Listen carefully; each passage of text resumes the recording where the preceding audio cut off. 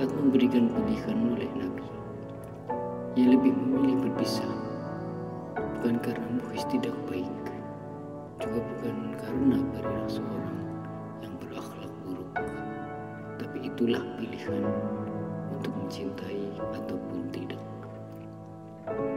Berbeda dengan Barirah, Mughis justru sangat mencintai Barirah. Bahkan setelah berpisah, Mughis terus membuntuti Barirah di jalan-jalan kota Madinah sambil mengharap belas kasih dari Barirah.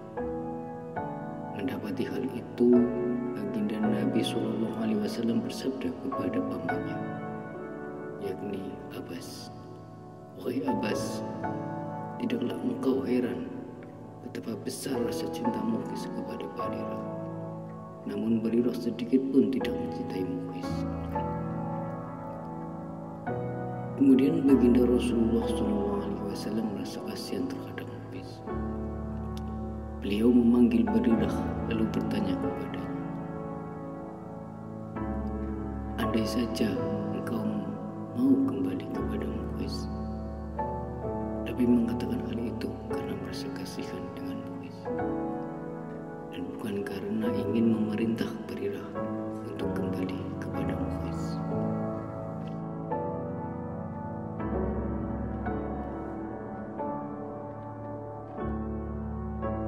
Namun karena begitu taksirnya, seorang Barirah kepada Nabi bertanya. Ia memastikan dan bertanya kepada Nabi tentang maksud dari permintaan kembali ke Mughis. Barirah mengatakan, "Wahai Rasulullah, apa engkau memerintahku?" Nabi SAW bersabda, "Aku hanya ingin mengasihi Mughis." Barirah mengatakan, "Aku sudah tidak lagi membutuhkannya."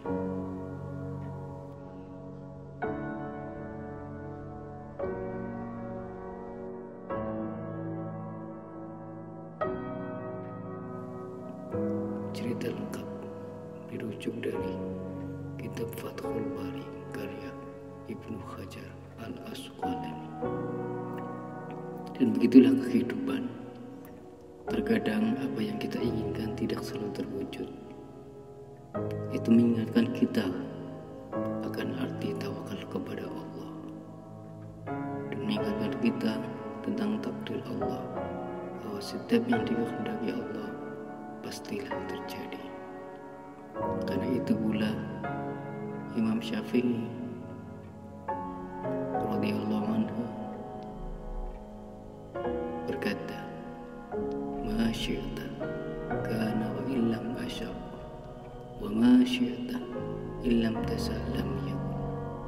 Segala apa yang telah engkau kehendaki ya Allah pastilah terjadi walaupun aku tidak menghendaki.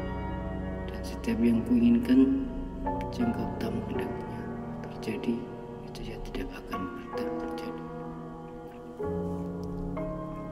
Seberapa besar pun cinta Mughis dan usaha Mughis, jika Allah tidak menghendaki hati Barirah mencintainya, tentu tidak akan mencintainya.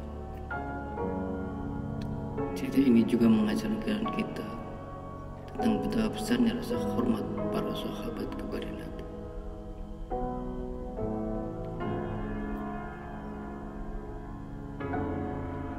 Jadi terkadang orang yang mengingat kita yang tidak satu pun dari mereka. Namun terkadang banyak orang yang menginginkan kita, namun tidak ada satupun dari mereka yang kita inginkan. Sementara orang yang kita cintai justru tidak mencintai kita, bukan karena ia tidak baik, bukan pula karena orang yang tidak mencintainya tidak baik, tapi itulah pilihan dan hak. Jangan terlalu berharap. Mungkin saja orang yang selalu ada dalam doamu, justru dia mendoakan orang lain. Kemudian terlepas dari apa yang terjadi dalam rumah tangga Mughis dan Barirah, ketika kita sudah ditakdirkan bersama, ditakdirkan bersatu dalam ikatan pernikahan, maka itu ibarat sebuah tanaman yang indah. Jika kita ingin selalu melihat tanaman itu tetap hidup dan indah, maka kita perlu merawatnya. Kita perlu menyiramnya dan diperhatikan sebagai usaha agar ia tetap memancarkan keindahan.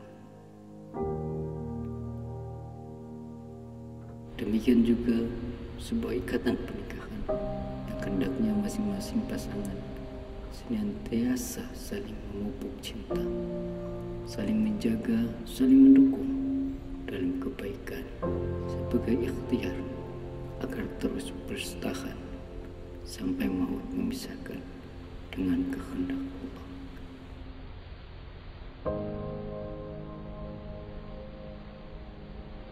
Dan ingatlah, apa yang dikehendaki oleh Allah untuk terjadi pastilah terjadi. Jika tidak, pasti tidak akan terjadi. Wallahu a'lam.